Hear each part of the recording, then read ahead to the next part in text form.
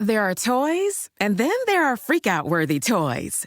Toys that get big reactions like... OMG, no way! Or... Best present ever! Or... It's what I've always wanted. For those toys, you need Walmart. They've got exclusives from major brands like Disney, Barbie, and Adventure Force that you can't find anywhere else. Toys that make kids jump for joy. Thank you!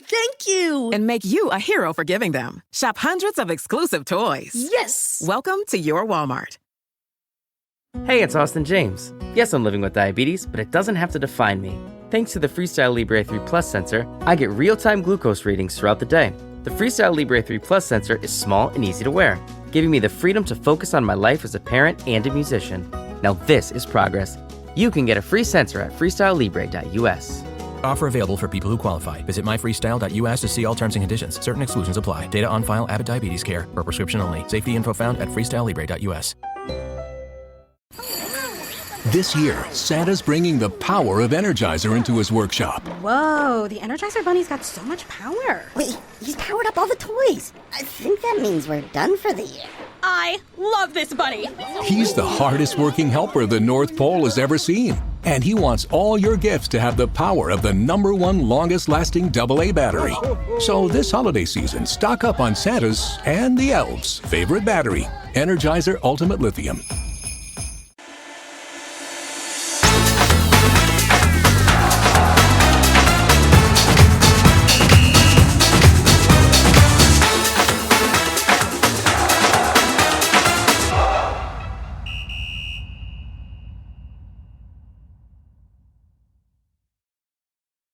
Hello and welcome to And It's Live, your new retro football network. I am Martin Ramsey, your host. The following show, The Main Event, A History of the Champions League, was first recorded on the Heart and Hand Patreon network, so some references to other shows on that platform may not be relevant to you. Myself, Adam Thornton and David Edgar are all Rangers fans and often make the point during these shows that the Rangers' experience in the Champions League, often not a happy one, is covered elsewhere on that platform in great detail. Despite our own fan leanings, these shows are a wider view of one of the most transformative innovations in the history of the game. We look back as football fans first, as history geeks second, and with great love and interest in the subject. We hope that comes through the shows and that you in turn share that enthusiasm.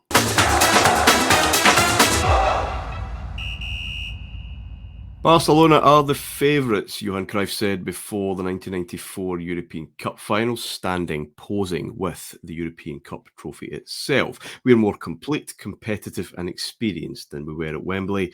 Milan are nothing out of this world. They base their game on defence. We base ours on attack.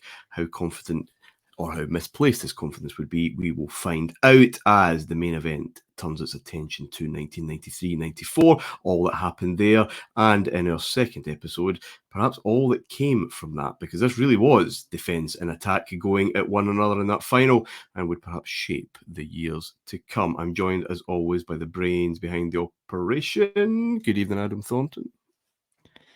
Good evening. And the help of David Edgar as well to keep us right. How are we, David? Oh, well, thanks. He gets the brains of the operation, and I get on this. And this guy's here as well. But thanks for that. But I'm the old guy who remembers. This old dick who was actually about and remembers it is basically my role here. I'll get a cigar and chomp down on it and go, yeah, back in the day, you know, the Champions League. Some games back, but there's some great names in this year, isn't there? There's some real get the blood pumping ties, I think, in this. And again, Martin, to your point, something that I think is becoming really clear in these early years, something we'd maybe forgotten. The early rounds, there's still that sense of jeopardy. There's still big clubs clashing. There certainly is. It's a weird evolution this year. Again, you still have those rounds. I think I'm right in saying that there is some seeding going on this time at least. But when we get to talk about the semi-finals, this weird one-leg semi-final played at the home of the group winners, two groups still. Odd, very, very odd and very predictable results. I think it's probably fair to say. That didn't last any more than one season. But we'll get to all that in good time. Yeah, 93-94. Again, if you're not familiar with my shows, then that's fair enough. I won't hold that against you. But you can go back and listen to Dominic just to see how dreadful the Rangers experience was in this competition, out in the first round in heartbreaking style. Very last-minute winner against Levski Sofia. That is done in great detail on Dominant and elsewhere on the network. If you're new to the show, we do seasons in 2 episodes. I will run us through some of the key games and their impact and significance and maybe symbolism. And then next week, Adam explains how and why these things happened the way they did, a bit more of a tactical breakdown and a look at some bigger trends. The first games then I want to have a look at, and it is in these qualifying rounds, the second round, and it's the champions of England, Manchester United, in the European Cup, Champions League, the pinnacle of European football for the first time in nearly a quarter of a century. They were European champions in 1968, of course.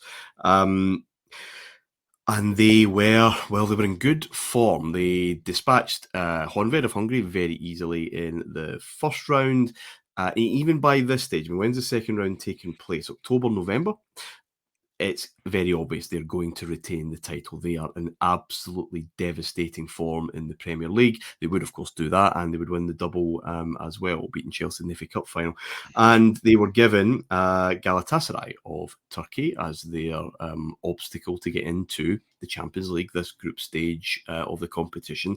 And it was very much seen as a gimme, an absolute walkthrough, David, and it seemed very like that early on. United at home first. Brian Robson scored quite early on, a very Brian Robson kind of goal. He's coming to the end of his playing career, his Manchester United career, and 1 became 2 reasonably soon after. It's an own goal. It looks like Gary Pallister's actually headed in from a corner, a Ryan Giggs corner, but it's actually an OG. And just looking back on this, David, again, just to touch base with Rangers, there's this real feeling, a very similar feeling when Rangers went 2 up at home to Levski, that okay, this is what we expected to happen. We're on easy street. We'll probably actually go and get a third and absolutely make sure that the journey east is academic at worst. And there's just this sense, the celebrations are not wild, can I put it that way? Manchester United look like they're heading back, and they felt kind of destined to head back to match Milan and Barcelona and Monaco, Porto, some of the clubs that would be there. It didn't quite work out that way, but we'll get to that in a moment. But you understand the comparison I'm drawing with that night at Ibrox. Just, business as usual, ahead early, no shocks, here we go. Very much so.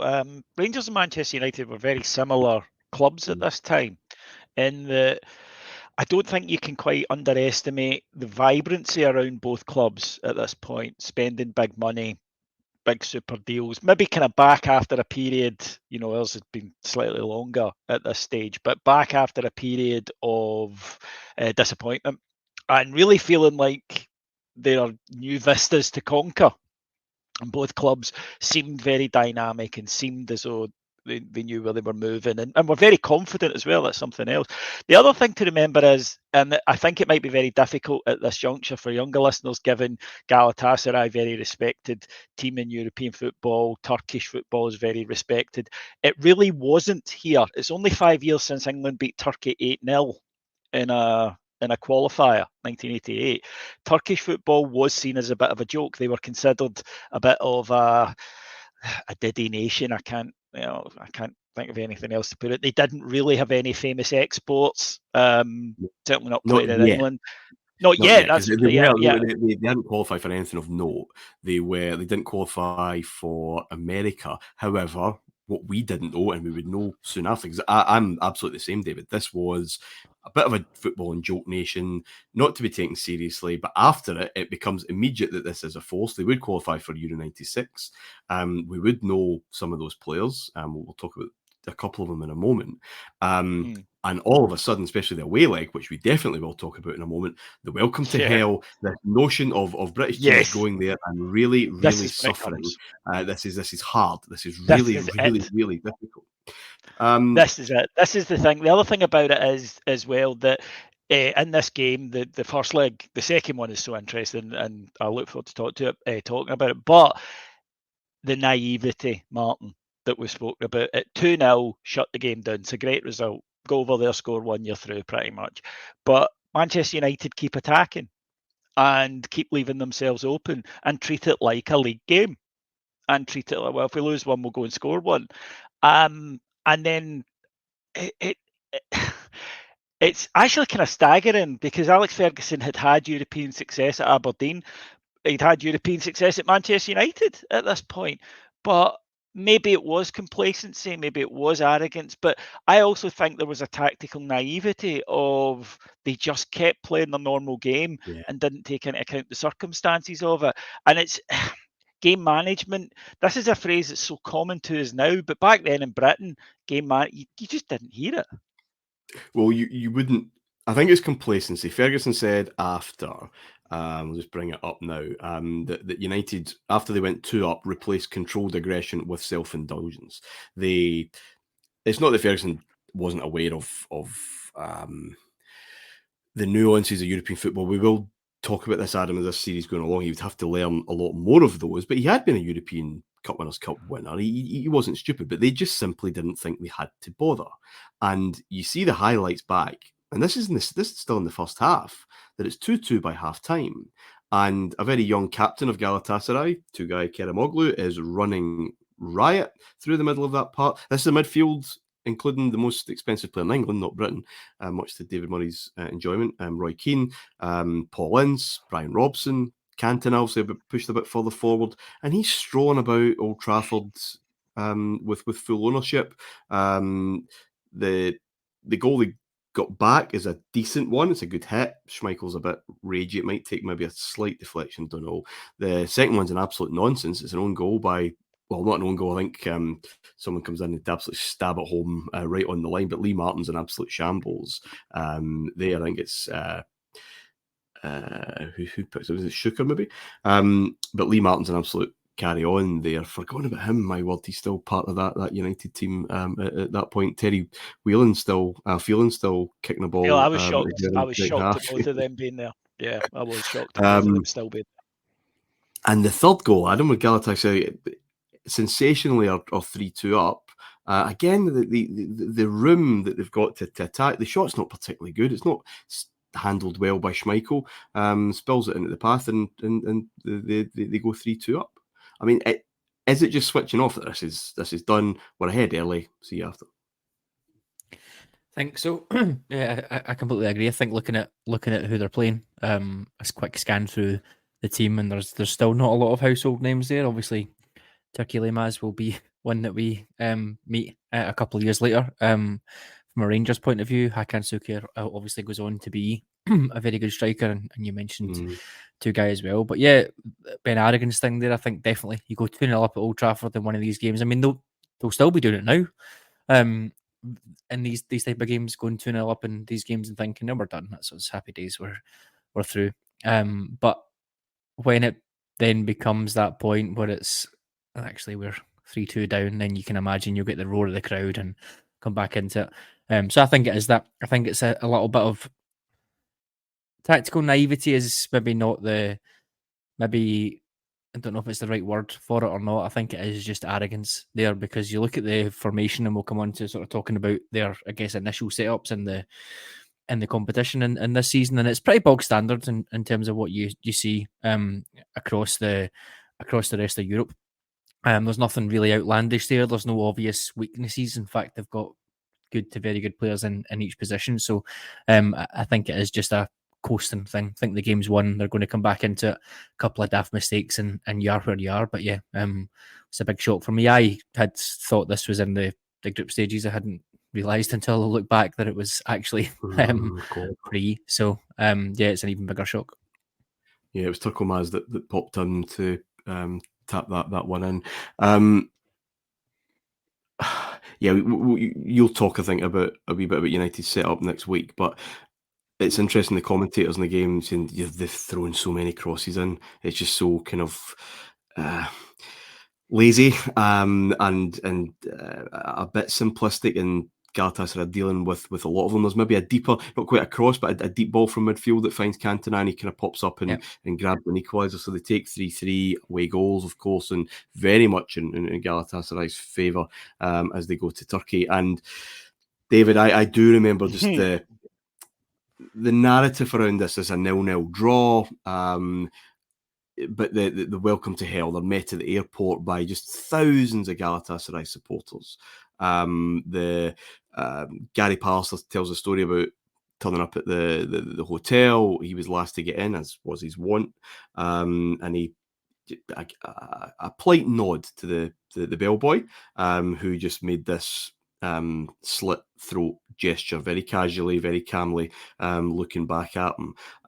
The fans were in the stadium from lunchtime. The place was just absolute fever pitch by the time the players got there. It was just a kind of sensation that they hadn't come across before. Now, Paul Parker said he would never go back to Turkey. Fergie says, I'll never go back to Turkey either. He would go back the next year because United would draw them. I think that might be the group game that you're thinking of, Adam, the following season. But this was... It was just a bit of a disaster. Fergie kind of joked to say, seen worse at a Glasgow wedding, but at the end, Cantona's sent off. I think after the final whistle, I think someone's wasting time out in the touchline. Cantona just comes steaming in to get the ball. He gets sent off, and he punches the ball away in frustration with like Inspector Gadget arm. I mean, it goes for fucking miles. I think it ended up in the mountains somewhere. Going down, because the tunnel is very strange there. You're going down into the bills of the stadium, but it's just surrounded by riot police. And someone has a go at Cantona. He hits him. Robson tries to, have a word, I think, with the officer. He gets battered and he cuts his elbow, has to get 6 stitches in his elbow. They're all just kind of shunted down to the tunnel. Cantona is furious in the dressing room, wants to get back up and fight the entire Turkish police and the supporters. It's just an absolute carry on. But I think quite a few that the sports writers the next day, David, said, well, yeah, that can't cover up the fact that this was pretty much a disgrace. Like McElvaney says, after more than 3 decades of reporting British involvement in the European Cup, it's difficult to remember another occasion when genuinely outstanding challengers from this country fell so pathetically short of their true standards on a foreign ground. And United deservedly were out, and this was big news. Yeah, it was huge. The actual story of the night was so big that it made the first story on News at 10. The bong, the first bong, there's Cantona fighting with the Turkish cops. And we had never really seen anything like this. And again, it's how insular we had been, Martin, that we just really weren't aware of footballing cultures out with the UK, maybe Serie A at this point. But this complete madness that happened from, as you mentioned there, from the airport out, it did unsettle Manchester United, and their performance was really poor. The game was live on ITV, I recall, and it was so far below the standards, because I mentioned a word earlier that I associate with this United era, this United side, which was a vibrancy about it. That's not here on this night, and the Turks are, obviously doing what they have to do, because they weren't as good a side as Manchester United. It's just a fact, right? That they weren't. But United are caught up in the atmosphere. They're playing the occasion. They're not playing the opponent. Now, that's something we would see them improve on dramatically. We will discuss this during this series, that Manchester United got significantly better. English clubs in general got significantly better at. But at this stage, the novelty of it affected them, and affected them deeply. Cantona gets incredibly frustrated because he's not getting the ball, basically. He's not being allowed to, or he's not being fed. I mean, I'm saying not being allowed indicates that Galatasaray are stopping him. They're stopping the supply to him. And of course, when he's not getting the ball, then United aren't quite the same. But the other thing I remember about this game in particular, Martin, was Giggs. They double marked Giggs. He was clearly the one that they had decided that if you stop him, and United were there was a real paucity of ambition, really, I think, about them this night. And I wonder how much of that was down to this alien environment. That I don't care what anybody tells you, we know what we're expecting. No, you didn't, right? You didn't know what you were walking into. And when it happened, it shocked you. And I think they played within themselves because they were, I can't think of a better word for it than spooked. That was not the way that Manchester United side played at the time, because they could play badly and lose. That can happen. But they didn't play at all. It wasn't that they were trying their usual stuff and it wasn't coming off. Yeah. The second it was leg was a non-entity. It just didn't happen. Non-event. And the hotel being near the phones in the room going at all hours, at all times. All this was kind of new, I guess. It become a kind of folklore of European football. Gary Neville was 18 years old. He was thrown on for the last few minutes, just basically to put some long throws into the box, I think. He said he learned more in 10 minutes than he had in the previous 2 years. But I think Ferguson learned a lot, and the team learned a lot. The man-to-man marking that Galatasaray used was something they just were not used to at all. Giggs was uncomfortable with that. Yeah. He was very need for uncomfortable. Central midfield discipline, and maybe there's something, Adam, I'll touch on this as we go along. This is Robson's farewell, really, and Brian Robson is this Roy the Rovers English midfield, everywhere, but you need to be disciplined especially when you go away from home. The alien environments as well. Rob Smythe wrote in The Guardian, and he'll be joining us when we talk about United next time, the new camp. United didn't only go to hell that night, they also went to school. They did learn a lot, and of course the story of the 1990s would be one of that kind of gradual learning, Adam. But we'll maybe touch on that next week. But that's British involvement over. Remember that 1992-93 story, Rangers basically capturing the hearts of all these neutrals in England who got behind a team. No British team in the group stages this time.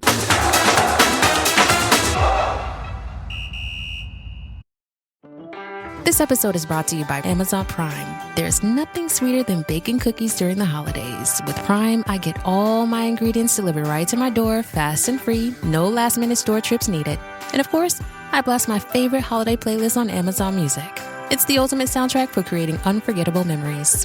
From streaming to shopping, it's on Prime. Visit Amazon.com/Prime to get more out of whatever you're into. Craven, the hunter, who uses all the methods of the animals. This Thursday. Once you're on his list, there's only one way off. Are you like your father? He puts evil into the world. I get rid of people like him. Who's next?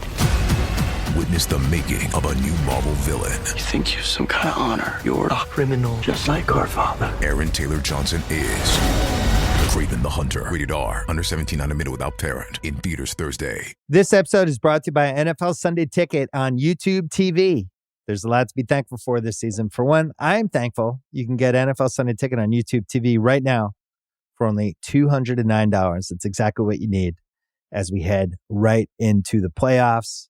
You can invite your friends over. Maybe you have a multi-view. You could have 4 different games, one for you, one each for the 3 other friends you invite.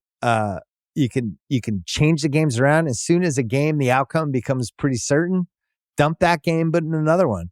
I've become the multi-view master. The moment the one of the games is losing steam, I'm ready to move right in and move it for another one. Build your own multi-view. One of my favorite words. Thank yourself this holiday season. Get NFL Sunday Ticket for the rest of the NFL regular season for just $209. Sign up now at youtube.com/BS. Terms and embargoes apply. Device and content restrictions apply. No cancellations.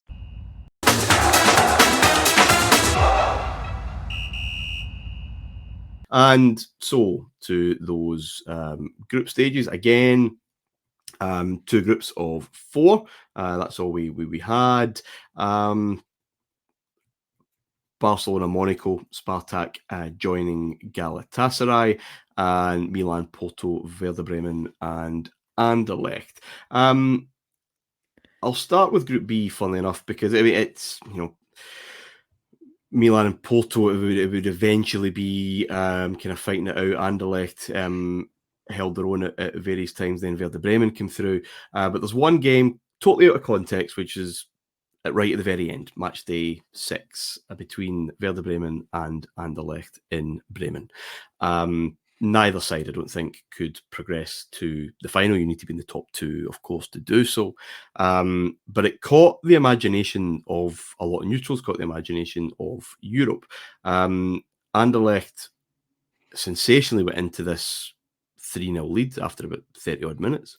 A young Philippe Albert scoring first, and he would star for Belgium in the World Cup that was obviously soon to come, and then end up at Newcastle shortly after. 3-0 up in Germany, 3-0 up with less than 25 minutes to go, which I found incredible. And the final score was Werder Bremen 5, Anderlecht 3, some ridiculous goals, the marking in the box, etc., etc. It's all a bit chaotic. I don't think, Adam, it would... I'm not sure that it's one for the purists. It's all very, very harum-scarum. But this had never been done before. In the old European Cup, there had been twice, I think, a 3-goal lead in the same match had been at least level, but never overcome. And I guess it's some kind of form of entertainment for the neutrals. And David, you'll remember this. This match was played in the midweek, 8th of December. Rangers played Dundee United at home on the Saturday, and were 3-0 down after about 20 or 30 minutes. It was a disaster. And I remember people going around and saying, yeah, but what about Werder Bremen? No need to panic. What about Werder Bremen? As if this is all of a sudden what can happen, what will happen to the strong team that just needs that. And of course, we would have our very own kind of Werder Bremen moment with Shelbourne years later. But I'll ask you, Adam, about the absolute nonsense that this game was. I don't know if you've had a chance to look at some of the goals. Anderlecht actually looked very, very tidy, and they did throughout this group, but it just unravelled so quickly. Yeah, I couldn't remember. I couldn't remember the Anderlecht goals. I've watched the Bremen side of this. I don't know why. A couple of times I've seen some of those goals, but I was surprised to see, especially this year, Luke Nellis not scoring when Anderlecht scored 3, because I think he ended up second top goal scorer. There's a young Philippe Albert though. Yes, excellent goal. And yeah, he didn't look that much different to he would look a couple of years later at Newcastle. But yeah, absolutely. Boffin. Don't know how we're saying that. Disappointed that he didn't score with his head. I would have liked that, but it was a couple of lovely goals for him as well. And yeah, I really liked the link up Werder Bremen. Marco Bode, who again, someone has seared in my brain for some reason. I don't really know why. Kind of left winger there all his years. It was really, really good. I hadn't realised he'd been there the whole time. I'd assumed he'd went to someone else in my head for some reason. But yeah, Werder Bremen for his entire career, putting balls in to someone who I couldn't remember, if I'm honest, and I'm not sure many people can, but Winton Roofer, who finished this from New Zealand, finished the campaign. Top goal scorer, 8 goals in the Champions League for someone like Werder Bremen. They did score a fair whack of goals, to be fair, and he got a couple in this game. But it's an interesting one, that isn't it? And it sort of sparked, Martin. We were talking about timing the other day. I think in a Rangers context, I think it was, or just in a recruitment context. Really, because I think it was. Yeah, as we record, Ross Barkley's having a lovely old time at Luton in the Premier League, and it wasn't that long ago that there was kind of noises that he might turn up here, and no one was really for it because his career looks like it kind of absolutely going downhill. It just shows you how difficult recruitment is. A lot of mix and chemistry, but timing is absolutely key. Getting the player at the right time in their career just to fit what you need, I suppose. It's not always a paper exercise, and there was a few players in this Cantona, obviously at United as well. That's that kind of example, isn't it? Absolutely. And if you look at Roofer, I mean, you can't really say it's a one season wonder or anything like that. But he only scores 10 goals in the league this year, but he gets 8 in the Champions League, and it's just a very strange situation there where is it the timing of the games that they played in Europe specifically suited them because they had a little bit less of the ball and it's Bode to Ruffer, and you can sort of see how that's going to work. But yeah, the timing thing is really interesting. And like you said, Cantona, we'll come on to more, I guess, next week, because I want to set up that sort of United's first era, if you like, or first third of Ferguson's career. And obviously Cantona is a huge part of that, but timing there as well. I mean, again, you look at Cantona when he left France, probably, if not in disgrace, then certainly no one was keen to see him back. But coming over to Britain as someone who's in their, what was it at that point, mid 20s, coming up for late 20s. And then Leeds, where he's been great, let him go for 1.2 million to a direct rival, which meant everyone in the country thought he must be a right arsehole.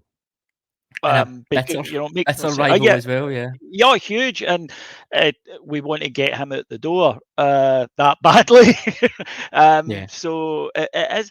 Do you know the other interesting thing about this game, lads, is that Werder are 3-0 down. They don't get their first to the 66th minute, which is incredible. It's absolutely wild. It's not like a Istanbul where your Liverpool are right back after half time and all that. No. I mean, forgive me, listeners. This was actually match day 1. I'm so used to seeing a group game in December, meaning the end. This was when the group stage started, didn't finish until April. So this was match day 1 of the Champions League. And again, Davey, it was an instant legend that schoolboys were talking about Werder Bremen. Look at that comeback. Look what can happen. How amazing this football. I mean, again, for the neutrals, this was something you just kind of plugged into. Yeah, it was, because the glamour of it was just so intense. You have to understand that we got football like this every 4 years. You mentioned last week the Euros weren't always a given that they'd be on. And you would see these players that you didn't know, and suddenly here they are being beamed into our televisions. And of course, the way that stadia looked different, Martin, you know, and German fan culture was so dramatically different to ours. But you're right, it became briefly a bit of a term for when you went goals behind, that, right, we'll do a Werder. And obviously the phrase didn't last that long, but it was a thing. You're right, I remember it very much. If you went a couple or you know, didn't happen to us, thankfully, very often, but teams would come back, and it sort of gave the lie to the idea that this was a very British thing, you know, a comeback of, well, we never give in. I think that was something we kind of prided ourselves on in the UK, but for the Belgians, this is an absolute shout. You cannot be 3-0 up and lose the match. I mentioned game management last week. I mean, this is horrific game management. In terms of Ruffer, I think if you're ever on Pointless and they ask you for Champions League top goal scorers, he's your man. As Adam says, it's so interesting because he wasn't, you know, a legend in Germany. It wasn't Toto Scalacci syndrome. Maybe you just get this purple patch of a few months in your career, and it happens to be at a fantastic time, and you put your name into the history books, which is exactly what he did do. Because you know, maybe back then we didn't realise how valuable Champions League goals would become, and now as a player, now as a player, if you get Champions League goals, it's a career highlight, something everybody wants. Obviously for, you know, the top players, they do it regularly, but even then, you know, they're the goals that mean more to them. And maybe at the time we didn't quite realise it, but I bet you that if you know the Ruffer family, then this gets brought up a fair bit. It's just funny though, I think, like, because like you said, like it can be someone just turning up one year thinking, I'm absolutely on it. My teammates are on it as well. This is all set up perfectly for me and I'm going to go for it. But it's the sort of 1 season or 2 season wonders at pretty unfancied teams that I find it really fascinating, because you think, what was actually going on that year? Like, how did everything you touch turn to gold? I mean, I can understand. Yeah, you can understand the timing. Like Cantona, like I was saying earlier on, he turns up at United, he's 27. He's only scored 50 goals in his career, like, before he turns up to Man United, and he gets 25 this year, which is strange. Someone like Harry Kane was having a chat the other day, and someone said, again, to bring it back to Rangers, Fabio Silva's never going to be a goal scorer for Rangers, and he's got more goals. Got more goals at this age than Harry Kane did at the same age. So you're thinking how it's really difficult to tell whether something is just going to be a sort of flash in the pan, like a roofer, or whether they're going to go on to have incredible legacies like a Cantona or a Harry Kane. I think there seems like there's so many more of these stories in the sort of early 90s, late 80s, and probably further back that have just been sort of lost. Just these random perfect storm seasons where everything just seems to fall for either a player or a team. And maybe it is just the lack of coverage back then that you don't really hear so much about these things. But still, I can't recall in recent memory someone just turning up and ripping a tournament apart and then disappearing again, or never to be seen again. So it's a really, really interesting subplot to this one. I think the international aspect of the transfer market and the fact that we do watch more football, you're absolutely right. They won't disappear, because if you have a great tournament, James Rodriguez springs to mind, who got move after move after move and stayed current in our imaginations after basically a good World Cup, and never really repeated that again elsewhere. Whereas you're absolutely right here, because the transfer market wasn't certainly as international at this aspect. It's moving towards it, but it isn't quite there yet. That, you know, someone like Ruther doesn't pitch up in England for a couple of years at a club where he kind of comes more into our consciousness. It doesn't really happen these days. I think if you have that great season, someone will always try and unlock it from you. Whereas back there, you mentioned they just stay at the Boda's a great example. I mean, these days, there's no way someone of his ability is staying at Werder Bremen their whole career. It just is not going. It's just Werder Bremen wouldn't want them to. They'd want the money. So it's so different that it does seem archaic, because it is. Okay. Let's look at the two finalists then. Huge finalists, huge names, Adam, Milan and Barcelona. Now, this is we waxed lyrical about Milan in the last couple of episodes. Of course, this is a very different Milan team, I think it's fair to say. Van Basten is still employed by the club, but he doesn't play this season. We talked about last season, his career is over.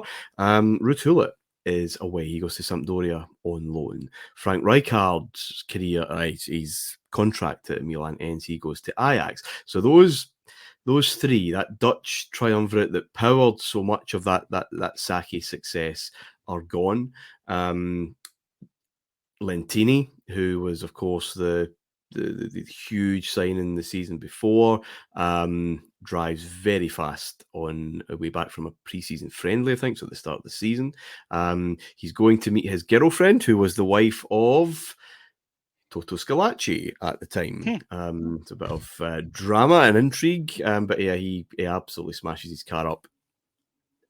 He was seconds away from death. They managed to get him out before the car blew up. He would come back. He actually come on in the European Cup semi-final at the very end, but that's right at the end of the season. And his career just never, certainly Milan, never really got going. Again, I think Desailly said the difference in him at training post and pre and post accident was just like a completely different football. And their reputation in Italy, Adam, plummets. And in Italy, this is worse than George Graham's 1-0 to the Arsenal, because they just that kind of Saki freewheeling. Well, you know, it's all relative, but that just completely disappears. I think there's maybe 3 games near the start of the season where they win 2-0, and then they never win by more than 1 goal for the rest of the season. Loads of 1-0s, loads of draws, but a wee bit like Rangers, actually, with 6 games to go. The league's done. I mean, it's finished formally with 3 games to go, but they don't win for the last 6 games like Rangers would, and would not have the cup final ending that Milan have. Sorry to spoil that surprise, but they're just teetering out. And in this group stage, even, they win twice, at home to Porto and at home to Werder Bremen, but there's 4 draws in there as well. Is it just too simple then to draw a line from those Dutch players leaving, Adam, or not being available? Lentini not there. I think they brought Radichoy in. They brought a a young Danish player from Fiorentina called Brian Laudrup on loan, but it just didn't quite give, I guess, Capello the confidence to absolutely open up every week. Yeah, I think so. And he was becoming that type of manager, like we said last week. In the sort of earlier years, it was a bit more free flowing, maybe just sort of carrying on what Saki had. And then I think when you lose those three players, particularly those three, they'll sort of reshape how you want to play. So yeah, they were pretty sturdy. We said again, if you've got that defence there, you may as well make the best of it. And swapping out Frank Rijkaard for Marcel Desailly, who will come on to next week in more detail, putting him into central midfield, sort of gives an indication about what your intentions are. I would say there's a really great quote from Cruyff, of course there is, where he says, this summer basically we bought Romario, and AC Milan went out and bought Marcel Desailly for the same money. So he said, what was it? He said, in my opinion, the real AC Milan was Saki's side. They won just as much as Capello's team, but the difference was the exciting, dramatic way they played, attacking constantly. It was Saki's side which gave Milan the prestige which they're enjoying today.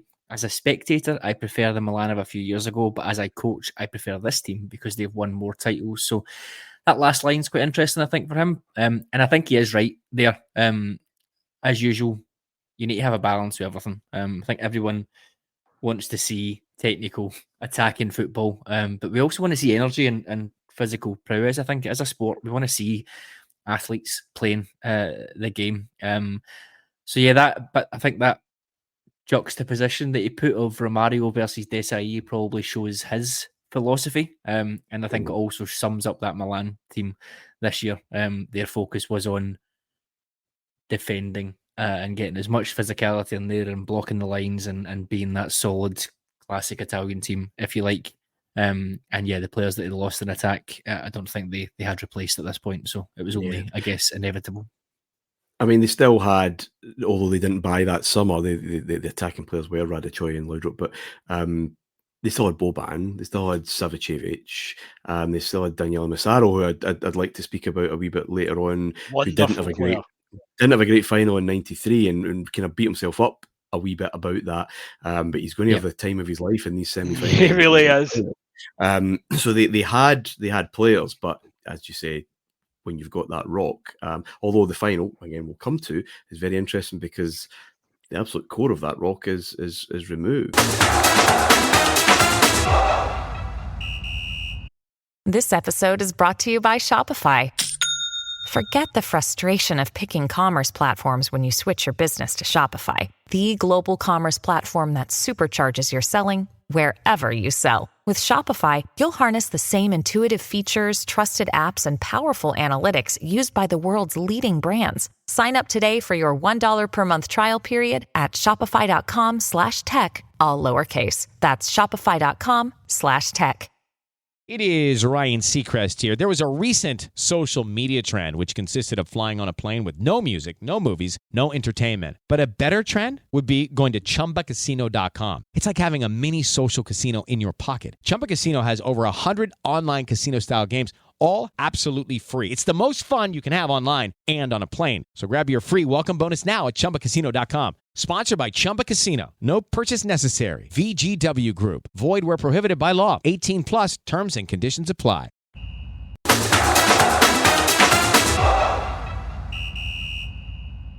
Milan do what they need to do because that's what they did, and they get through that group ahead of Porto. The other group, a wee bit more interesting, Adam. You're going to deal with Monaco, Arsene Wenger's Monaco, in a wee bit more detail next week. But they're in that group with Barcelona. Monaco could have won that group.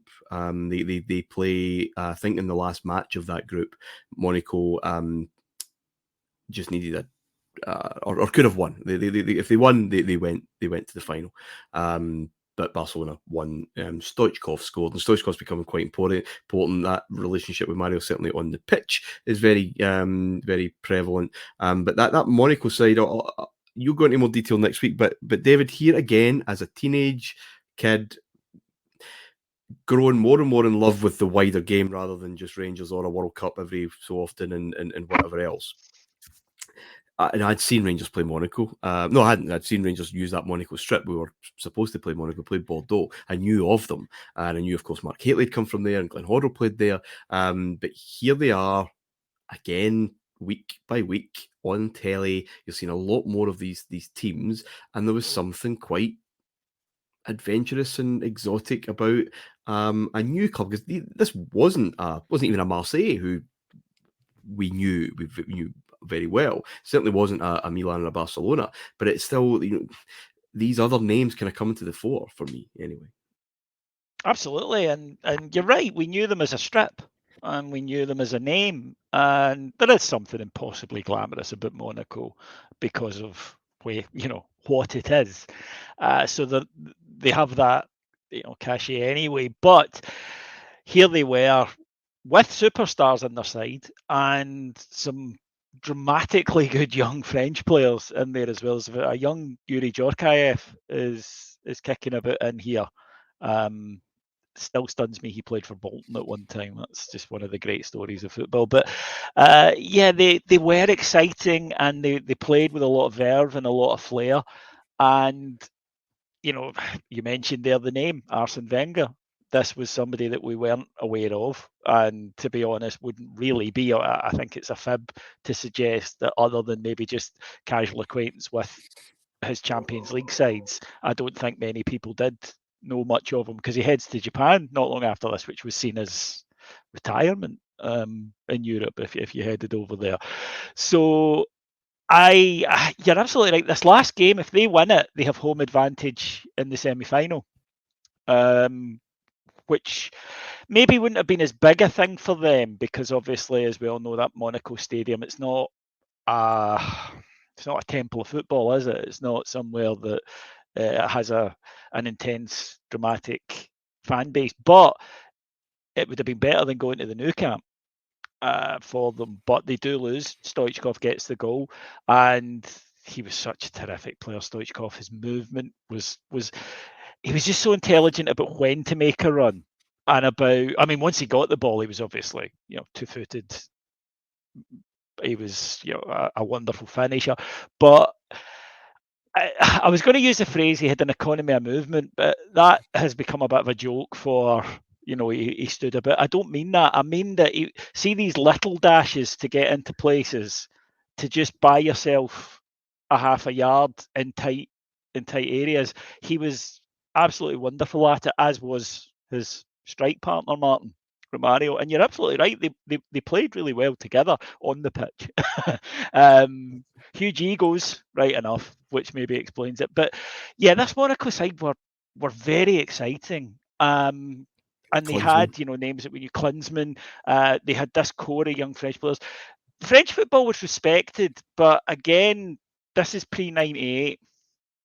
And pre-98, France is not seen in the same breadth as we see Italy or Germany, for example, or Brazil or Argentina. They're not seen in that way.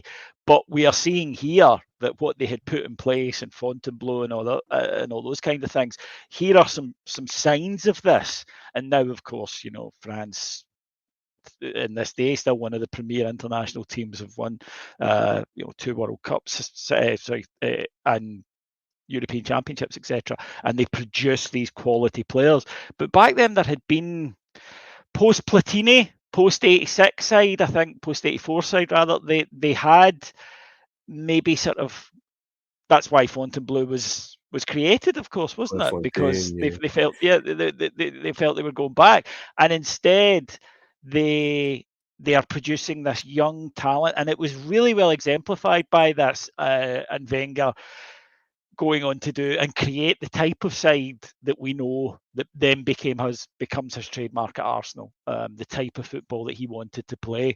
But yeah, I wonder how history might have been different had they won that last game, because you mentioned earlier on they go to the Camp Nou in the semi. No, they go to play Milan, obviously, but you're absolutely right about the home advantage. Sorry, because Milan, that final group game against Barcelona is at home, and Barcelona still picked them off. And yes, Monaco wasn't a bear pit. I think it's probably fair to say. And Adam, we'll get that space next week to really talk about this. But it's, I feel like it is interesting to talk about them though, because first of all, they didn't win the league the year before, and they got into the Champions League because of Marseille's tomfoolery that we mentioned last year. But also PSG were second and decided they didn't want to participate in the league. So Monaco were next to who came in. So I guess that's certainly a new thing in the grand scheme of things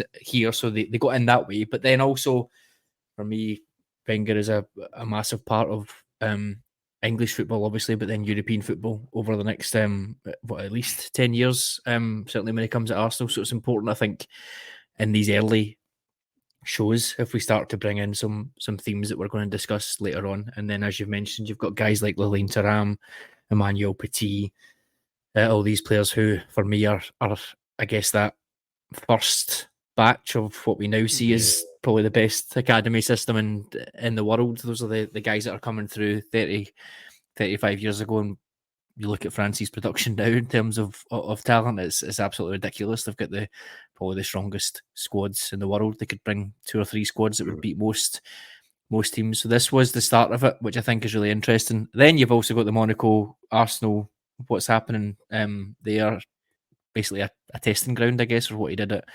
Arsenal. So it's all quite an interesting discussion. Obviously, they did really well here too. And then this is his last season, isn't it? So he goes at the end of this season.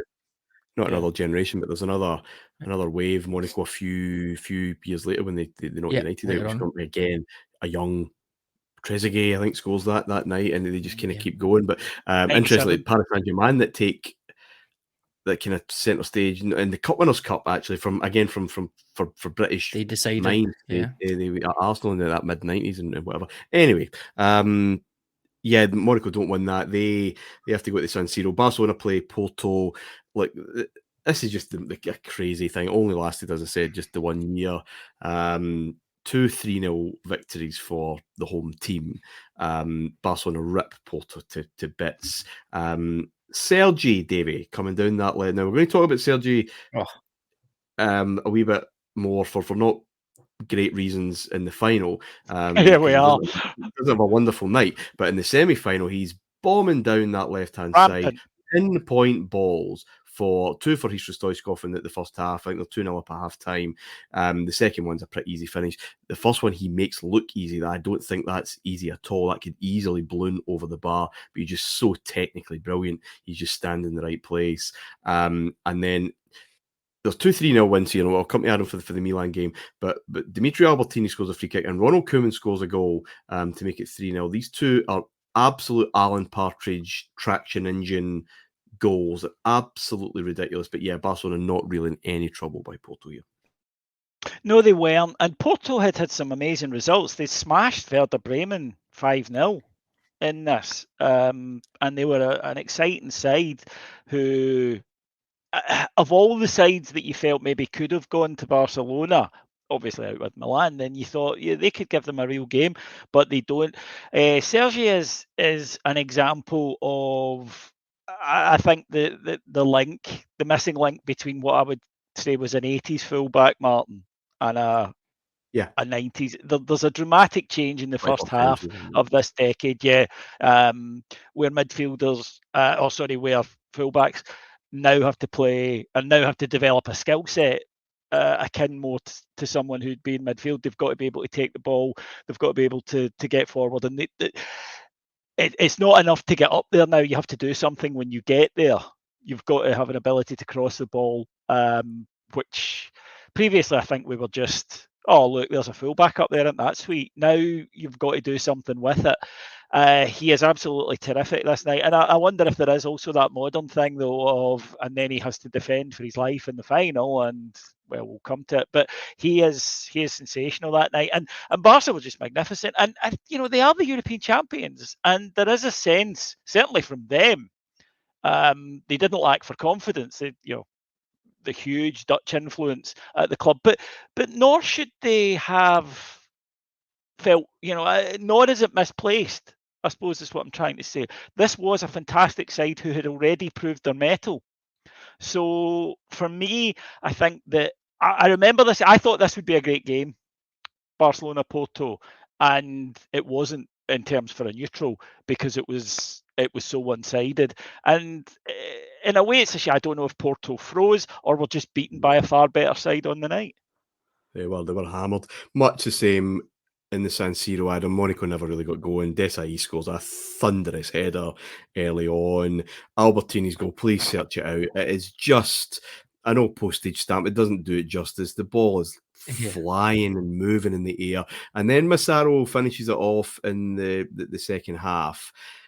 He's just not as sexy as Van Basten. He's not as good as Van Basten, but they're hard shoes to fill. But that's a Van Basten goal. I mean, that kind of dip, it's a fantastic ball through, and he just absolutely leathers it.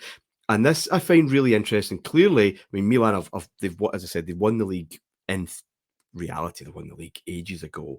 They're just conserving stuff, it appears. They're just getting through draws after draw, blah blah blah, and then these two games, all of a sudden they explode into life, and the creative players are getting time, but there's a bit of a precursor here, this semi-final, for what's going to happen. Definitely, and it's not exactly a scoosh either. I don't think, because if you think about the context, Desailly scores, great, that can happen, certainly in the way that it does. But then Costa Curta gets sent off just before half time. Yeah. And Monaco, like we said, really, really good team. They've got, at this stage, Klinsmann and Djorkaeff up front, Enzo Schifo in midfield, Claude Puel still kicking about, and then Emmanuel Petit, Gilles Gamondi, who would obviously be very young, but would then go on and play for Arsenal. So it's quite a fraught time, and then to then come out after half time and Albertini to score that goal, as he did, but also to make it 2-0 and being down to 10 men. I think that's one of those moments that you think, right, okay, they've just decided we're coming out here, goals change games, we'll get on with it. And I think that just sucked the life out of Monaco there, which was, I guess, to be expected, really, when you think about that, and you think, well, there's no way that even with 10 men, Milan are going to concede 2 or 3 goals here. That's just not something that they do. No. Not at all. So Massaro goal, I think, is wonderful as well. I thought that myself, if Van Basten's scoring that, we'll be hearing about it for a long time. But really, really excellent performance, and I think it does sum them up. They got the goal at the right time, and they went ahead and advanced to the final. He was dynamite, Massaro. He was, it was hard for the domestic players in that side to really stand out because they weren't quite as glamorous as the Dutch players. But he was such an excellent striker. In this match, one of the things, and I wondered what you boys thought of this, is that at the time, Milan it was sort of like going to play Man City as now. Their reputation was so high, and everybody knew about this fantastic Milan, and they were really seen as the premier club. I know Barcelona were the European champions, but Milan at the time were seen as the premier club in world football. And yeah, I do wonder if Monaco, as you say, Adam, as soon as it goes to 2, 10 men or not, go, well, they don't concede 2. Because already at this point, this defence has that reputation. This defence has that of being possibly the best ever. And it just seemed to me, looking back, that Monaco, again, I spoke earlier about playing the occasion, and I think they played the Milan deserved reputation first, rather than the actual side. I think as soon as it goes 2-0 and they go down to and even with 10 men, I think they don't believe I suppose is what I'm trying to say. Maybe it's youth, maybe it is that inexperience, but I also think Milan's status played a huge part in this, and that almost mythical status of the defence. Indeed. So we have this final then. Boring Milan, 36 goals, 34 league games, conceding 15. It's absolutely beautiful, isn't it? Barcelona won the title, but in very different fashion, far more dramatic, a huge late surge to the end. Any Deportivo La Coruña fan, it's one of those league seasons that will strike fear into their memory bank anytime it comes back up. I think Djukic missed a penalty. They were playing Valencia in the last day of the season. So Barcelona take the title. Incredible run. Milan have a lack of goals, the pundits say. Because Van Basten's not there, Aranio's injured. Boban might not be fit. If he is going to miss out, Brian Laudrup's going to take his position. Barcelona have another Laudrup, of course, Michael, but he misses out for the three foreigners rule, as does Jean-Pierre Papin of Milan. But the big issue, the big story, David's mentioned this incredible defence. Adam, you've mentioned it before. Costa Curta's suspended, and so is Franco Baresi. Paolo Maldini has to come in to centre back. The young Christian Panucci was bought as a right back, moves over to left back, I think, to cover Maldini. This is not, therefore, the rock on which we have waxed lyrical in previous shows, and maybe that's why Cruyff was so confident going into it. And he was. I thought they'd scud them. So did everybody. Everybody did, including Cruyff, who he's pictured with the trophy. We're very, very confident. Capello is fucking furious about this. I said, the greats outwardly can be arrogant and blustery, but need a work ethic internally. You have that. Now, there's a couple of things before we get to the actual game itself. This, again, is called the European Cup final. It's not called the Champions League final. The Champions League is still this branded group stage in the middle. They get it retrospectively applied, but it's not at the time. ITV have coverage for the Champions League, for example. This is on BBC One. Barry Davis is going to talk you through it. So it's still a different thing. It's still that old competition. David, you love strips. You're a strip geek. Yes. Can you tell me something? The Milan and their white number. Can you tell me something about that Milan strip that was significant for this year for the final time? No sponsor, maybe. No sponsor. There's never been a sponsor in a European Cup final. They all had to be removed. Didn't apply to Barcelona. They didn't have a sponsor at that time anyway. They didn't have a sponsor anyway. Yeah. Next season, the whole thing is called the UEFA Champions League. The branding is everywhere. Sponsors are in town. It's very much the commercial roadshow that we are very much used to. This kit is a peach, by the way. Yeah, it's beautiful. Yeah. Philip Dawn's referee of England, a late call-off. It's supposed to be John Blankenstein of the Netherlands. The media actually were not happy about that. Friendly with Cruyff and Ronald Koeman, etc. He got ditched late on. He was convinced it's because he was openly homosexual. But Philip Dawn referees, and he referees very, very well.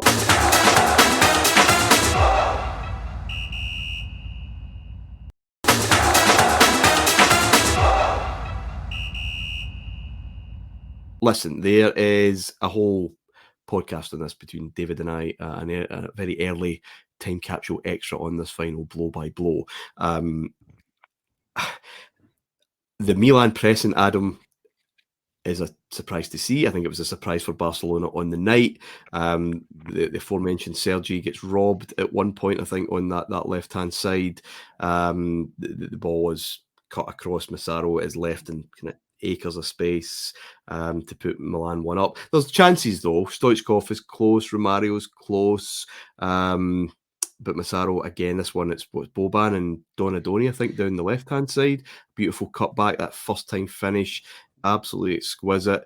I mean, Barcelona must have been absolutely rocking at half time. This was not quite in the script. And then pretty much after half time, it's done. And Savicevic with the goal. So we will talk about some incredible Champions League final goals, especially from some of your bet noirs. But this is as good as any out in that right hand side. I think Nadal's in a bit of trouble from memory, and he just lost it over the on-rushing Zubizarreta and they should have scored again. But 13 seconds later, Desailly manages to power through. And that fourth goal, to me, Adam, if you can crystallise this battle of the poets against the machines or whatever else, it's Desailly just tossing people out the way before technically, brilliantly curling it past. And we've had some shite European Cup finals in recent memory up until this point. Some real drab affairs. And this is the best final there's been, the best performance in a final, probably since Real Madrid at Hampden, 34 years before. This is just sensational. Yeah, it completely is. And I think, just to take it back a little bit, I think the two big decisions for me that, again, show what both teams are about is Desailly playing in midfield, first of all, particularly given Baresi and Costa Curta are out. And it is Stoichkov and Romario there. So going with Maldini and Gali is a risk for a manager who is risk averse. But I think they quite clearly decided get Desailly in this midfield. He will dominate physically, and to be fair, he was absolutely incredible in here. The interesting part of it, I think, and how it was won was that numerical superiority in midfield. If you think you've got the 4 Milan midfielders against the 3 Barcelona midfielders, but when you've got someone as physically imposing as Desailly in there, just throwing people about, as you've seen with the goal, but even without the goal, he was everywhere. So that for me is one of the big decisions, and it showed what Milan were trying to do. Certainly win that midfield ground. There's that whole thing with Barcelona where if we've got the ball, the other team can't have the ball. Okay, well, if you've got a team that's going to take the ball off you all the time, then you're in a lot of trouble. So there's that. And then the other thing I think for me is no Michael Laudrup. Now, I know there was a lot going on. I think this is his last season. There's a lot of fallouts there between him and Cruyff. There is only the 3. Yeah, there is only the 3 foreigner rule, and you couldn't. Koeman plays. I don't think there's any doubt about that. Romario plays as the new signing, and then you've got Stoichkov who would go on and win the Ballon d'Or 6 months later. So it is a difficult one, but I just think we spoke about how fantastic Michael Laudrup was in the last final.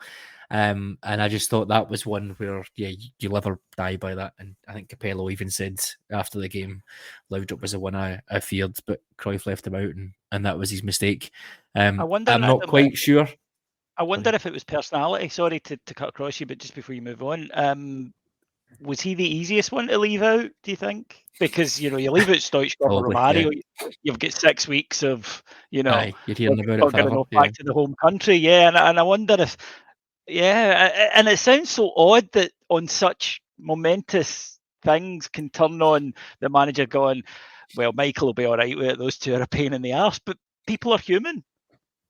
Absolutely. I think you're right. And it robbed us of a double Laudrup final, as Martin said. If Boban hadn't played, then Brian would have. So you'll probably know because you've read so much on Barcelona, but did they know that Michael was off and going to Real Madrid by that point?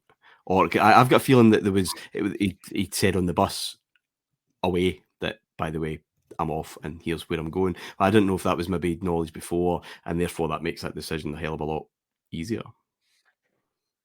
Yeah, I don't know if the whole Madrid thing was happening. I think it probably wasn't at that point, but he certainly was falling out with him. Whether that was because his game time had diminished because of Romario coming in, because of Stoichkov being on fire, because of the limitations. I mean, you mentioned Papan as well, signed for multi-millions as well, and not able to get on.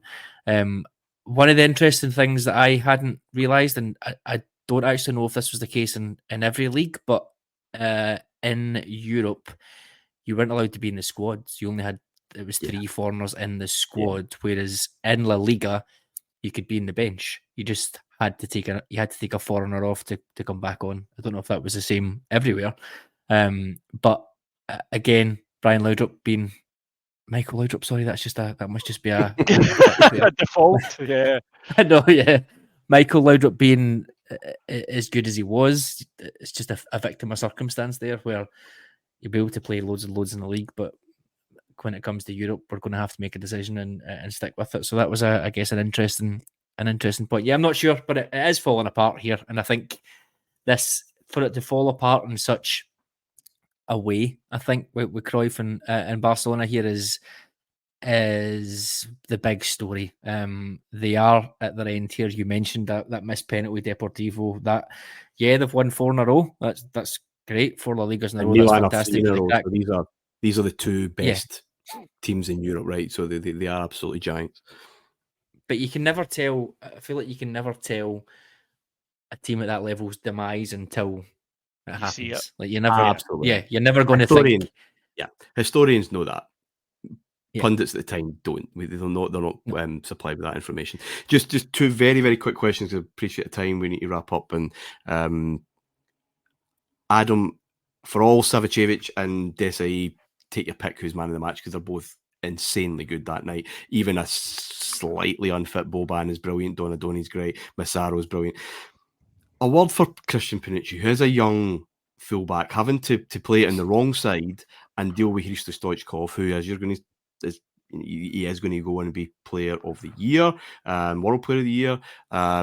He and Romario are going to have a fabulous old time in the United States in a month or so.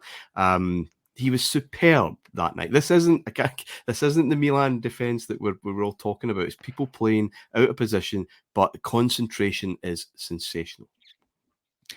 Especially because, I mean, you think of him even in his later years at Chelsea and Madrid. He wasn't exactly someone that you thought would be able to play on that opposite side. He was a defensive right back, I guess, maybe not in the sense that Maldini would start to become in that way, but he wasn't someone that you thought would be able to go and fill in a way that maybe Cesar Azpilicueta did for Chelsea. It was a strange one there, but yeah, you can't argue. 20 years old, whatever it is. I think this is his debut season for Milan. He got brought from Genoa, I think. Was it Genoa? Yeah, I thought I was going to say Samp. Maybe, yeah. But, same city, Tassotti would have played right back, and he could not have done another job. But again, Maldini as well, with this rampaging that we talked about, the best left back in the world, probably the best left back of all time in the last show, and he's moving into centre back to fill the boots of, at that time, the greatest centre back there is in terms of Franco Parisi. It's often gone on kind of noted, I think, or not noted enough. That particular final, there's no dugouts in this Athens stadium, this running track. It's just benches, and the Milan staff are going bananas. Apart from Capello, who is just almost trying to chew his happiness down and just kind of stay in the moment and just be absolutely ruthless. Davey, the last question for you, talking about centre-backs, a guy who we showered with praise on our opening show, Ronald Koeman. He scored that incredible goal in the semi-final. He's slow. Yes. In this match. You can see that. If you watch the BBC full coverage, Jimmy Hill's the guest at half-time, still furious that the Netherlands are going to the World Cup instead of England, and that Koeman is at fault for that. He said he wouldn't get a game for a third division team tonight.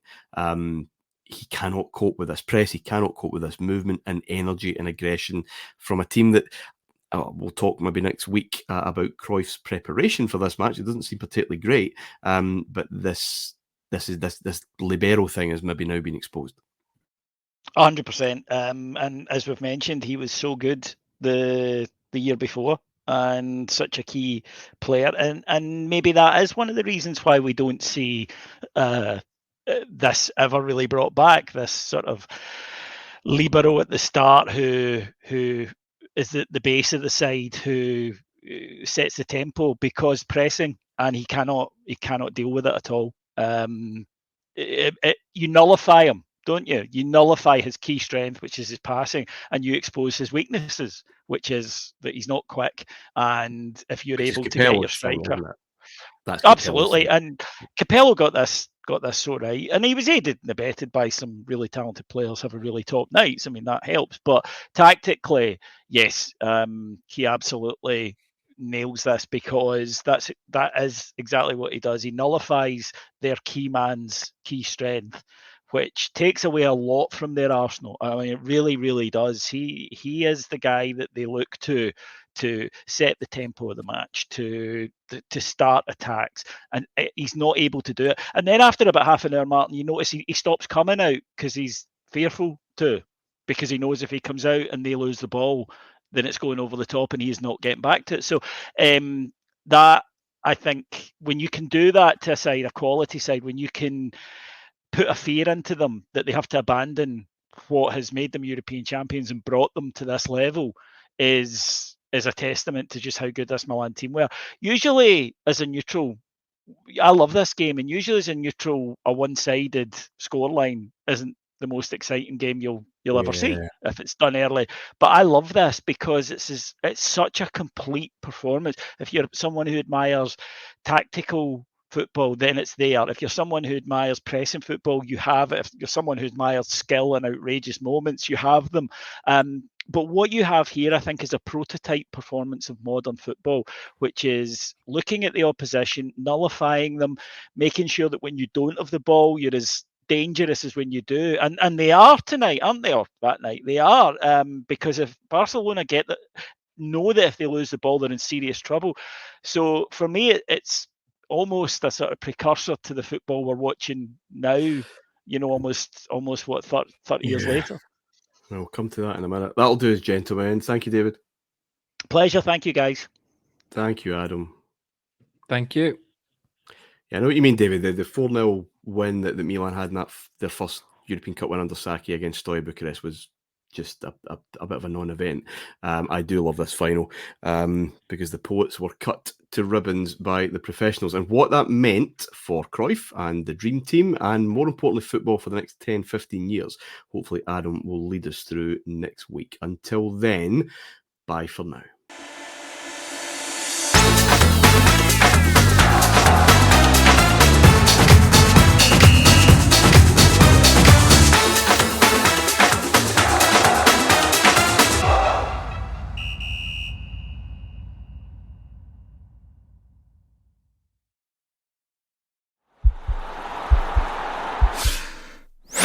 This podcast is part of the Sports Social Podcast Network.